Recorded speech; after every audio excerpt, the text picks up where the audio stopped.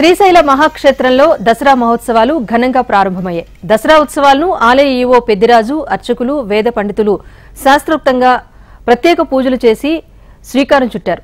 గణపతి పూజ, శివ సంకల్పం, చండీశ్వర పూజ, కంకణ ధారణ, అఖండ దీపారాధన, వాస్తు పూజ, వాస్తు హోమం నిర్వహించారు. నవరాత్రుల్లో ఒక్కో రోజు ఒక్కో రూపంలో అమ్మవారు భక్తులకు దర్శనమివ్వనున్నారు. దర్శనాలకు ఎటువంటి ఇబ్బంది లేకుండా ఏర్పాట్లు చేసినట్టుగా ఆలయ ఈవో పెద్దిరాజు తెలిపారు.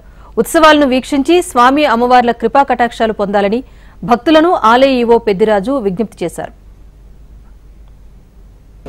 శ్రీశైల క్షేత్రంలో దసరా మహోత్సవాలు ఈ రోజు నుంచి అమ్మవారి యగశాల ప్రవేశంతో ఉత్సవాలు ప్రారంభమైనాయి. అందరినీ కూడా ఆహ్వానించడం జరిగింది. ప్రతిరోజు కూడా విశేషమైనటువంటి అలంకరణ, శాస్త్రబద్ధంగా పవిత్రమైనటువంటి భావంతో విశేషమైనటువంటి అలంకరణ చేయడం జరుగుతుంది. ప్రతిరోజు కూడా ఒక ప్రత్యేకించి ఒక్కొక్క వాహనంలో అమ్మవారి స్వామివారి ఊరేగింపు అనేది జరుగుతుంది. గ్రామోత్సవాలు కలిసినటువంటి అన్ని ఏర్పాట్లు కూడా చేశాము.